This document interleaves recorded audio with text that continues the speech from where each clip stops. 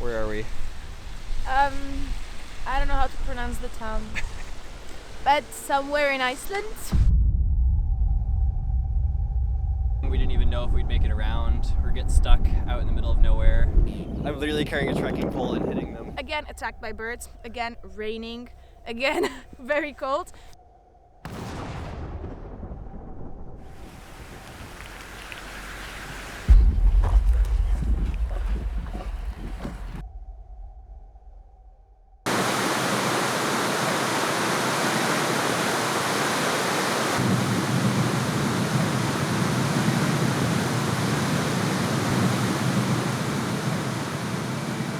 Created by a volcanic rift, Iceland's brutal rocky landscape, subarctic climate, and near constant geysers and volcanic eruptions have a special magic and appeal, unlike anywhere else in the world. Glaciers cover over 10% of the country, and while the weather is somewhat temperate, snow in June isn't uncommon. Iceland has been a dream location since I was 8 years old, and read an article in National Geographic, sitting at the top of my bucket list and always seeming just out of reach as everyone talks about how expensive and remote it is. Attempting to hitchhike the Ring Road was a new idea. I was scared they're gonna hit me. And without any real idea if it would work, Ellie and I bought tickets. First day in Iceland, we've just done like a 10k trek through the Reykjavik to get out of the city, and then we're gonna try hitchhiking at the gas station, so wish us luck. Near Reykjavik, there's lots of traffic and tourists, and we figured we wouldn't have much issue finding a ride, which turned out to be true. The first attempt to get out of the city, the third car that passed stopped for us. Feeling grateful for our first ride in a dreamlike state, I watched out the window as the buildings quickly fade into green, alien-looking rocks covered in moss, and towering waterfalls appear in the distance. I have to say, seeing pictures of a place for over 10 years and then finally getting there is the most amazing feeling.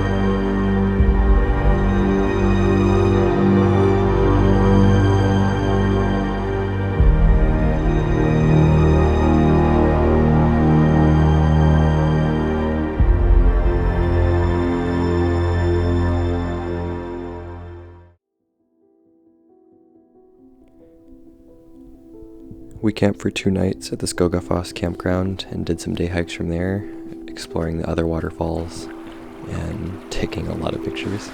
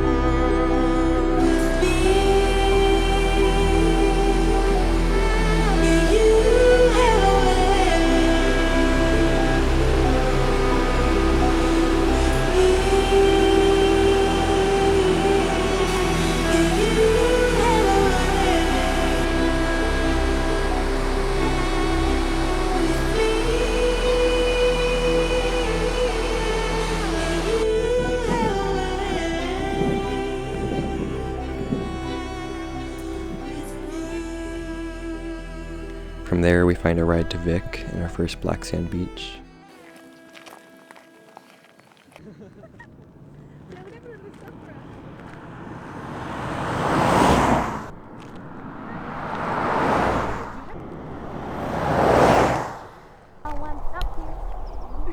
we're hitchhiking. I'm probably not in focus, but we're hitchhiking. Nobody stopped, but we got a pretty great view, so it's hard to complain. Put the backpackers in the back if that fits. Yeah, of course. I can put maybe mine here and yours to the... I have similar back at home. I don't think so, but These are the real ones. Chloe.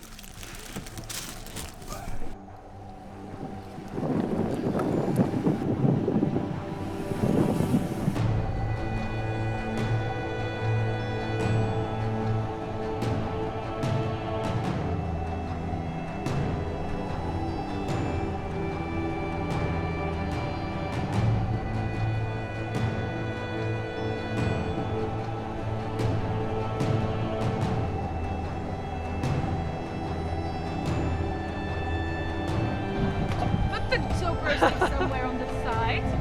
Cars are coming. Oh yeah, put it in between. The car is coming. Good. Okay, now I'll take a boat. This is pretty epic, isn't it? Beautiful. And a day later, we were walking across the sand at Diamond Beach. I've always been fascinated by ice, and my first time seeing icebergs up close certainly didn't disappoint. Bye.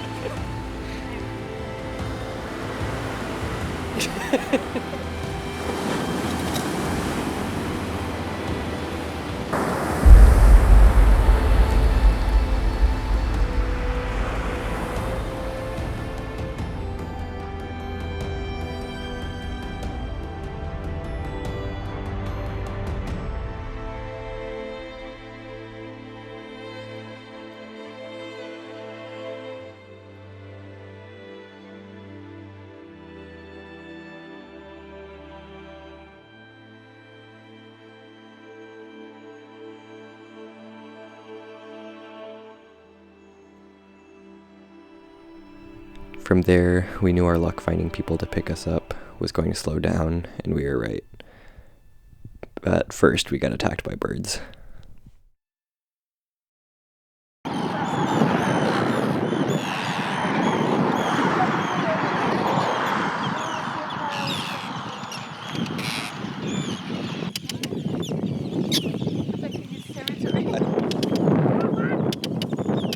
Yeah, oh my god. So we're currently hitchhiking, and we keep getting attacked by birds. I'm literally carrying a trekking pole and hitting them because they've been dive bombing Ellie's hat. Like what? They hate me. Yeah. I don't know why. It's kind of terrifying. After escaping our flying friends, we waited for over an hour in the cold wind before a lovely Indian couple on vacation stopped for us. And that night we decided to play it safe and stop for camp since it was getting dark, but we had made it to the East Fjords. Small port town.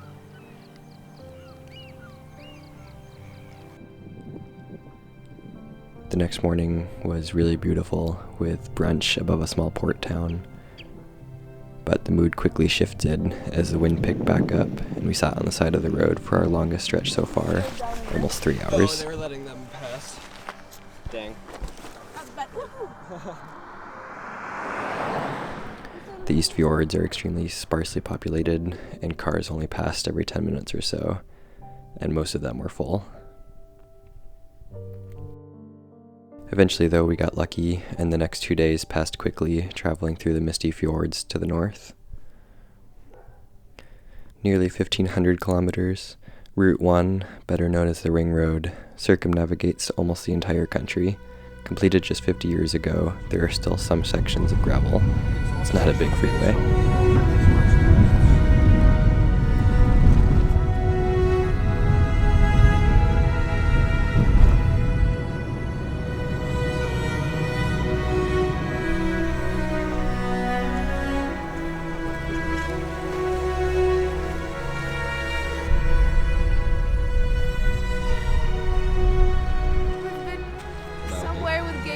And look at my shoes! And that's clean. This is clean. It was worse before and it can't be any better right now. And I'm cold. And it's raining. And there are cars coming. That would be the Running Man if I wouldn't have this giant backpack. Otherwise I can do it very nicely.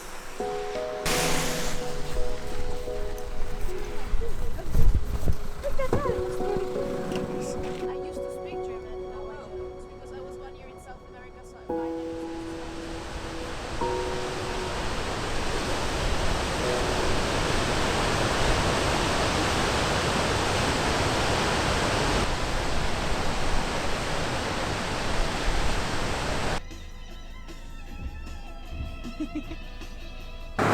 we just finished a long day of hitchhiking in the rain. We're both cold, my feet are wet, and we're walking through the city, and we've got Ellie found us couch surfing, and we're both very excited to have a warm bed for a couple days. 2 days ago it was super rainy, so we had a big problem to just get out of the tent, but now we were couch surfing for 2 days. We learned how to juggle, and finally we have a beautiful weather, so look at the mountain. And we're going hitchhiking again, so wish us luck. Let's go.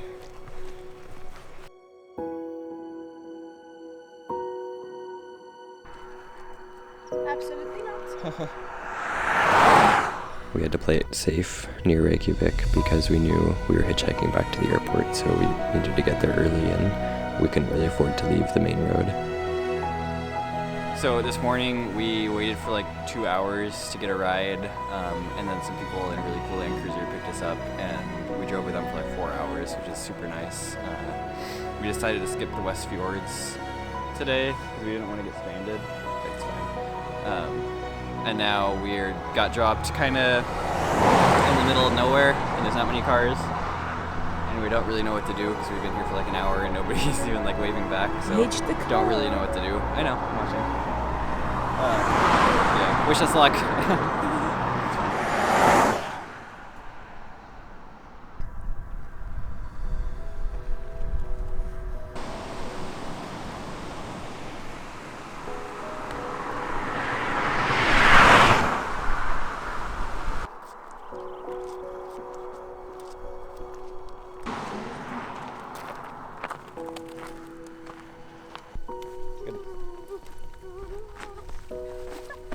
Our house is falling down. It is now. What you doing? Oh, You have the water you on fixed it already? Yeah, I fixed it. Yeah. Hello world, welcome to our tiny house.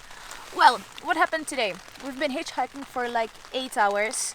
Now it started to rain, and to be honest, the last 2 hours were like super difficult because there were A, no cars, B, they were driving super fast, C, no place to stop. But luckily one lady decided to stop, and she drove us for like extra 80 kilometers, and she was like, oh, I know this beautiful place, there's like a tiny campground and some hot springs and some beaches, so we're here. So hopefully tomorrow we'll have some nice views, and yes. Yeah, I'm hungry, please. Let's start cooking.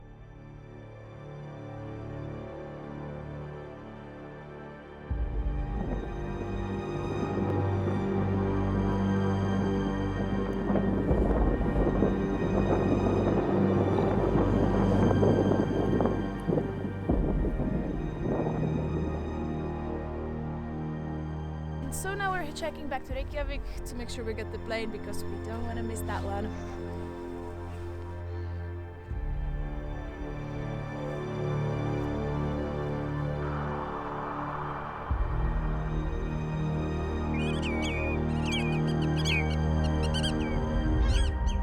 Made it back to the airport. It felt surreal to be here, literally like a dream come true. At the beginning, we didn't even know if we'd make it around or get stuck out in the middle of nowhere, the East Fjords. We had crazy weather. The tent was leaking last night. Iceland stole my heart, and within hours of arriving, I already had ideas forming about how to come back again. Hitchhiking had its downsides, but I will be forever grateful to everyone who stopped for us and helped us along the way, because it meant after years dreaming about it, I finally got to see Iceland.